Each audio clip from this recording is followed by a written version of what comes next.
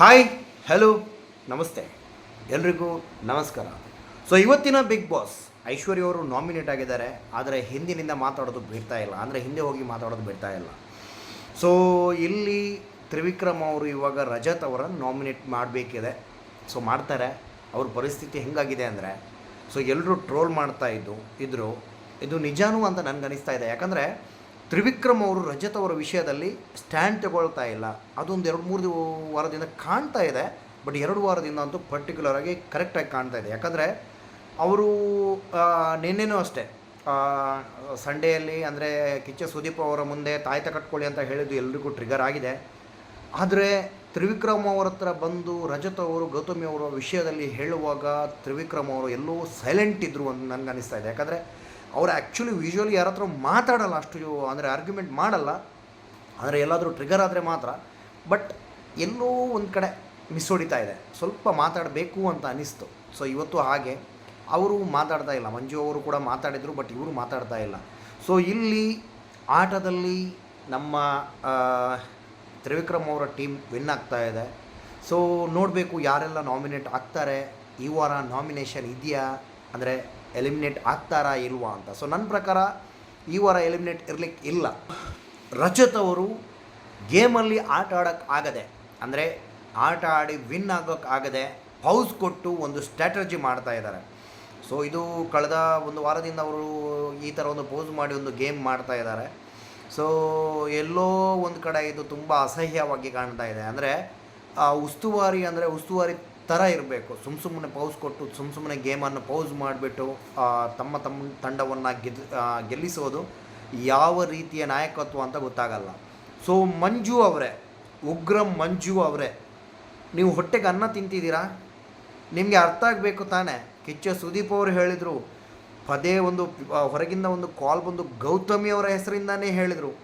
ನಿಮ್ಮ ತಲೆ ಒಳಗೆ ಏನಿದೆ ಅಂತ ಗೊತ್ತಾಗ್ತಾ ಇಲ್ಲ. ಯಾಕೆ ಸುಮ್ಮನೆ ಗೌತಮಿ ಅವರ ಹಿಂದೆ ಹೋಗ್ತಾ ಇದ್ದೀರಾ? ನಿಮ್ಮ ಆಟವನ್ನು ನೀವು ಆಡಿ. ಗೌತಮಿಯವರು ಅಷ್ಟು ಓಪನ್ ಆಗಿ ಹೇಳ್ತಾ ಇದ್ದಾರೆ, ಅರ್ಥ ಮಾಡ್ಕೊಳ್ಳಿ. ಉಗ್ರಂ ಮಂಜು ಅವರೇ, ನೀವು ಇಂತಹ ಒಂದು ಮೆಂಟ್ಯಾಲಿಟಿ ಹೊಂದಿದವರಾಗಿ, ಅಂದರೆ ಹುಚ್ಚ ಉಗ್ರಂ ಮಂಜು ಅಂತಲೇ ಹೇಳ್ಬೋದು ನಿಮಗೆ. ಯಾಕೆ ಪದೇ ಗೌತಮಿ ಅಂತ ಹೇಳ್ತಿದ್ದೀರಾ? ಉಳಿದವ್ರು ಇದ್ದಾರಲ್ಲ, ನೀವು ಮಾಡ್ತಾ ಇರೋದು ಸರಿನೋ ತಪ್ಪೋ ನಿಮಗೆ ಗೊತ್ತಿದ್ದು. ಬಟ್ ಸ್ವಲ್ಪವಾದರೂ ಅಂದರೆ ಕಿಚ್ಚ ಸುದೀಪ್ ಅವರು ಪದೇ ಹೇಳಿದ್ರು, ನಿಮಗೆ ಕಾಲ್ ಬಂತು, ಪದೇ ಹೇಳ್ತಾ ಇದ್ದಾರೆ, ಮನೆಯವರು ಪದೇ ಹೇಳ್ತಾ ಇದ್ದಾರೆ. ನೀವು ಗೌತಮಿಯವನನ್ನು ಅಂದರೆ ಮೆಚ್ಚಿಸೋಕ್ಕೆ ಬಂದಿಲ್ಲ ಉಗ್ರಂ ಮಂಜು ಅವರೇ. ಸೊ ನಿಜವಾಗ್ಲೂ ನೀವು ಈ ರೀತಿ ಆಡಿದರೆ ನೀವು 100% ಈ ವಾರ ಹೊರಗಡೆ ಹೋಗಬೇಕು ಅಂತಲೇ ನಾನು ಆಶಿಸ್ತೇನೆ. ಯಾಕಂದರೆ ಇಂತಹ ಒಂದು 3rd ಕ್ಲಾಸ್ ಗೇಮನ್ನು ಕಳೆದ ಒಂದು 2-3 ವಾರದಿಂದ ಆಡ್ತಾ ಇದ್ದೀರಲ್ವಾ ಗೌತಮಿಯವರ ಜೊತೆ. ಈ ಥರ ಆಡಬೇಡಿ ದಯವಿಟ್ಟು ಉಗ್ರಂ ಮಂಜು ಅವರೇ. ನೀವೊಂದು ವಿನ್ ಆಗೋ ಕ್ಯಾಂಡಿಡೇಟ್ ನೋಡಿ. ಅಲ್ಲಿ ಶಿಶಿರ್ ಅವರು ಇದೇ ತಪ್ಪು ಮಾಡಿಬಿಟ್ಟು ಹೋದರು. ಐಶ್ವರ್ಯ ಅವರನ್ನು ಗೆಲ್ಸೋಕ್ಕೆ ಬಂದಂಗೆ ಇತ್ತು ಅವರು. ಸೊ ಏನು ಮಾಡಿದ್ರು, ಐಶ್ವರ್ಯ ಅವ್ರ ಜೊತೆನೇ ಇದ್ದರು. ಅವರು ಸಿಂಗಲ್ಲಾಗಿ ಒಂದು ಆಡ್ತಾ ಇದ್ದಿದ್ರೆ 100% ಅವ್ರು ವಿನ್ನರ್ ಕ್ಯಾಂಡಿಡೇಟ್ ಅವರು. ಸೊ ದಯವಿಟ್ಟು ಅರ್ಥ ಮಾಡ್ಕೊಳ್ಳಿ ಉಗ್ರಂ ಮಂಜು ಅವರೇ. ಐಶ್ವರ್ಯ ಮತ್ತು ನಮ್ಮ ಚೈತ್ರ ಕುಂದಾಪುರ ಅವರು ಸೂಪರ್ಬಾಗಿ ಆಡಿದರು. ಅಂದರೆ ಆಟವಂತ ಬಂದರೆ ಚೈತ್ರ ಕುಂದಾಪುರ ಅವರು ಎಲ್ಲೂ ಬಿಟ್ಕೊಡಲ್ಲ. ಸೊ ಅವ್ರಿಗೆ ಚಾನ್ಸ್ ಸಿಕ್ಕಿದ್ದು ಸ್ವಲ್ಪ ಕಮ್ಮಿ ಅಂತಲೇ ಹೇಳ್ಬೋದು, ಬಟ್ ಸೂಪರ್ಬಾಗಿ ಆಡಿದರು ಅಂತ ಹೇಳ್ಬೋದು. ಸೊ ಇಲ್ಲಿ ಚೈತ್ರ ಕುಂದಾಪುರ ಅವರು ರಜತ್ ಅವರಿಗೆ ತಾಯ್ತ ಕಟ್ಸೋಕೆ ಹೊರಟಿದ್ದಾರೆ. ಅಂದರೆ ಗೇಮ್ ಔಟ್ ಆದಮೇಲೂ ಫೌಲ್ ಕೊಡೋದು ಐಶ್ವರ್ಯ ಅವರ ಯಾವ ರೀತಿ ನ್ಯಾಯ ಅಂತ ಗೊತ್ತಿಲ್ಲ. ಯಾಕಂದರೆ ಒಂದು ಕಡೆ ಮಂಜು ಅವರು ನೀರನ್ನು ಲಾಸ್ಟ್ ಮೂಮೆಂಟ್ ತಂದಾಗ ನೀರೆಲ್ಲ ಚೆಲ್ಲೋಯ್ತು. ಸೊ ಅಲ್ಲಿಯೂ ಫೌಲ್ ಕೊಡ್ತಾರೆ. ಸೊ ಅಗತ್ಯ ಇರಲಿಲ್ಲ, ಯಾಕಂದರೆ ಎಲ್ಲ ನೀರು ಚೆಲ್ಲೋಯ್ತು. ಅಲ್ಲಿಯೂ ಫೌಲ್ ಕೊಟ್ಟು 20 ಸೆಕೆಂಡ್ ನಿಲ್ಲಿಸ್ತಾರೆ. ಐಶ್ವರ್ಯ ಅವರ ಉಸ್ತುವಾರಿ ಇದು. ಸೊ ಚೈತ್ರ ಕುಂದಾಪುರ ಅವರು ಒಂದು ಕಡೆ ಉಸ್ತುವಾರಿ ಹೇಳಿದಾಗ, ಅಂದರೆ ಒಂದು ರೂಲ್ಸ್ ಹೇಳಿದಾಗ ತ್ರಿವಿಕ್ರಮ್ ಅವರು ಬ್ಯಾಕ್ಗ್ರೌಂಡ್ ವಾಯ್ಸಲ್ಲಿ ಹೇಳ್ತಾರೆ, ಚೈತ್ರಕ್ಕೆ ಒಂದು ಸರಿ ಹೇಳಿದ್ರೆ ಶಾಸನ ಕೆತ್ತಿದಂಗೆ ಅಂತ ಹೇಳ್ಬಿಟ್ಟು. ಯಾಕಂದರೆ ಚೈತ್ರ ಕುಂದಾಪುರ ಅವರು ಉಸ್ತುವಾರಿಯಲ್ಲಿ ಒಂದು ಟಾಪ್ ಕಂಟೆಸ್ಟೆಂಟ್ ಅಂತ ಹೇಳ್ಬೋದು. ಅಂದರೆ ಉಸ್ತುವಾರಿ ಮಾಡಿದ ಒಂದು ಎಲ್ಲವೂ ಗೇಮನ್ನು ಚೈತ್ರ ಕುಂದಾಪುರ ಅವರು ಆಕ್ರಮಿಸ್ಕೊಳ್ತಾರೆ ಅಂತಲೇ ಹೇಳ್ಬೋದು. ಸೊ ಇಲ್ಲಿ ಗೌತಮಿ ಅವರ ಉಸ್ತುವಾರಿ ಹೇಗಿತ್ತು ಅಂತ ಹೇಳೋದಾದರೆ, ಗೌತಮಿ ಅವರ ಉಸ್ತುವಾರಿಗೆ 0 ಕೊಡ್ಬೋದು. ಯಾಕಂದರೆ ಅವರು ಮಂಜು ಅವರನ್ನು ಟಾರ್ಗೆಟ್ ಮಾಡೋಕ್ಕೆ ಮಾತ್ರ ಸಾಕು. ಅಂದರೆ ಅವರು ಎಲ್ಲೋ ಮಂಜು ಅವರ ಸಿಟ್ಟನ್ನು ಕಂಟ್ರೋಲ್ ಮಾಡಿಸ್ತಾ ಇದ್ದಾರೆ. ಅಂದರೆ ಮಂಜು ಅವರು ಮಾತಾಡೋಕ್ಕೆ ಬಿಡಲ್ಲ. ಮಂಜು ಅವರು ಏನಾದರೂ ಮಾತಾಡಿದರೆ ತಪ್ಪು. ಗೌತಮಿಯರು ಏನೋ ಒಂದು ಮಂಜು ಅವರನ್ನು ಈ ವಾರ ಅಥವಾ ನೆಕ್ಸ್ಟ್ ವೀಕಲ್ಲಿ ಹೊರಗಡೆ ಕಳಿಸೋ ಅಂದಾಜಲ್ಲಿ ಇದ್ದಾರಾ ಅಂತ ನನಗೆ ಅನಿಸ್ತಾ ಇದೆ. ಮಿಸ್ಟರ್ ರಜತ್ ಕಿಶನ್ ಅವರೇ, ನನಗೆ ಗೊತ್ತಿಲ್ಲ, ನಾನು ಈ ರೀತಿ ಮಾತಾಡಿದ್ದು ತಪ್ಪು ಆಗ್ಬೋದು. ಆದರೆ ನಿಮ್ಮ ಮನೆಯಲ್ಲಿ ನಿಮ್ಮ ಹೆಂಡತಿ ಹೆಣ್ಣು ಅರ್ಥ ಮಾಡ್ಕೊಳ್ಳಿ. ನಿಮ್ಮೊಂದು ಫೋಟೋ ವೈರಲ್ ಆಗಿತ್ತು, ಮಿಡಲ್ ಫಿಂಗರ್ ತೋರಿಸ್ಬಿಟ್ಟು ಹೆಂಡತಿ ಜೊತೆ ನೀವು ಆ ಥರ ಇರೋದು ಅಂತ ಹೇಳಿಬಿಟ್ಟು ಕೆಲವು ಕಮೆಂಟ್ಸ್ ಎಲ್ಲ ಓದಿದ್ದೆ. ಆದರೂ ನಾನು ಅಂದ್ಕೊಂಡೆ ಇವ್ರ ಪರ್ಸ್ನಲ್ ಲೈಫ್ ಬಿಟ್ಬಿಡಿ ಅಂತ. ಬಟ್ ಇವಾಗ ನೀವು ಪಬ್ಲಿಕ್ ಲೈಫಲ್ಲಿ ಇದ್ದೀರಾ, ಸೊ ನಾನು ಮಾತಾಡಿದ ತಪ್ಪಾಗಲ್ಲ. ಯಾಕಂದರೆ ಚೈತ್ರ ಕುಂದಾಪುರ ಅವರ ಮೇಲೆ ಅಂದರೆ ಒಂದು ಹೆಣ್ಣು ಇದ್ದಾರೆ ಅಂತ ಅಂದಾಗ ಸ್ವಲ್ಪ ನೀವು ಮಾತಾಡೋದನ್ನು ಕರೆಕ್ಟಾಗಿ ಕಲೀರಿ. ಯಾಕಂದರೆ ನೀವು ಹೇಳ್ತೀರ ಒಂದು ಕಡೆ ಭಾರತ ದೇಶದಲ್ಲಿ ಹೆಣ್ಮಕ್ಳಿಗೂ ಗಂಡು ಮಕ್ಕಳಿಗೂ ಸಮಾನತೆ ಇದೆ ಒಂದೇ ಅಂತ. ಹೌದು, ನೀವು ಹೇಳೋದು ಒಪ್ಕೊಳ್ತೀನಿ. ಹಾಗಂತ ಒಂದು ಲಿಮಿಟ್ ಇರುತ್ತೆ, ದಯವಿಟ್ಟು ಕ್ರಾಸ್ ಮಾಡಬೇಡಿ. ನೀವು ಉಸ್ತುವಾರಿ ಮಾಡಿದಾಗ 20 ಸೆಕೆಂಡ್ ಒಂದು ಪೌಸನ್ನು ಕೊಟ್ಟಿದ್ದು ನೀವು, ಆ 20 ಸೆಕೆಂಡ್ ಪೌಸ್ ಕೊಟ್ಟಿದ್ದು ಸ್ಟಾರ್ಟ್ ಮಾಡಿದ್ದೇ ಬಿಗ್ ಬಾಸಲ್ಲಿ ನೀವು. ಸೊ ನಿಮಗೆ ಒಂದು ಟಕ್ಕರ್ ಕೊಡೋಕೆ ಒಂದು ಹೆಣ್ಣು ನಿಂತಾಗ ನಿಮಗೆ ಎಲ್ಲಾದರೂ ಹವಾ ಹೋಯ್ತು ಅಂತ ಅನಿಸುತ್ತೆ, ಗಾಳಿ ಹೋಯ್ತು ಅಂತ ಅನಿಸುತ್ತೆ.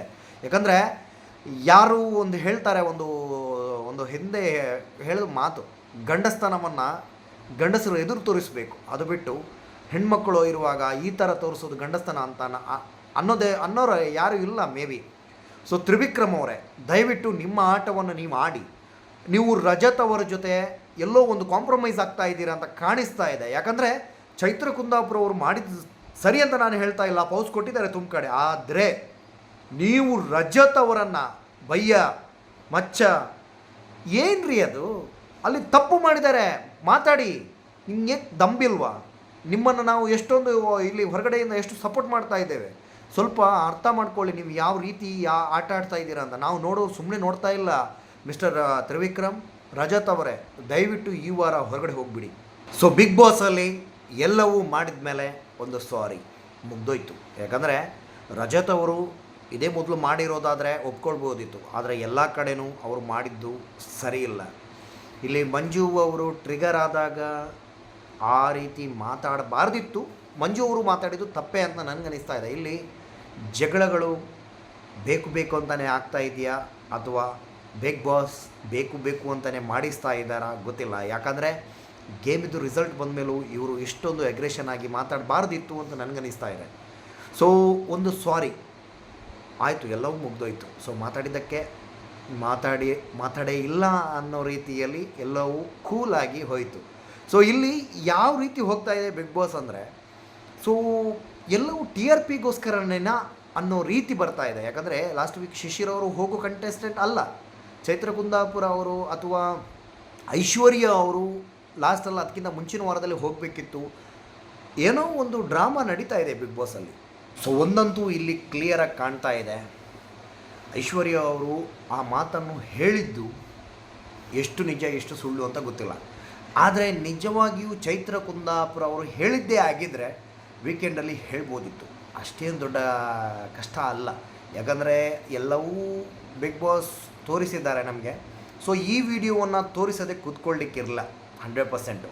ಸೊ ಇಲ್ಲಿ ಐಶ್ವರ್ಯ ಅವರು 100% ಸುಳ್ಳು ಹೇಳ್ತಾ ಇದ್ದಾರೆ ಅಂತ ಕಾಣಿಸ್ತಾ ಇದೆ. ಯಾಕಂದರೆ ಎಲ್ಲ ಫೂಟೇಜ್ಗಳನ್ನು ಐಶ್ವರ್ಯ ಚೈತ್ರ ಕುಂದಾಪುರ ಅವರು ಹೊರಗಡೆ ಹೋಗಿ ಬಂದಂತಹ ಎಲ್ಲ ವಿಡಿಯೋಗಳನ್ನು ತೋರಿಸಿ ಅದೊಂದು ತೋರಿಸಲ್ಲ ಅಂತ 100% ಇಲ್ಲ. ಯಾಕಂದರೆ ಡ್ರೆಸ್ಸಿಂಗ್ ರೂಮಲ್ಲಿ ಏನೇನು ಮಾತಾಡ್ತಾರೆ ಅಂತಲೂ ಅಲ್ಲಿ ಅವರ ಮೈಕ್ ಇಲ್ಲದೆ ಏನೇನು ಮಾತಾಡ್ತಾರೆ ಅಂತಲೂ ಕೇಳಿಸುತ್ತೆ.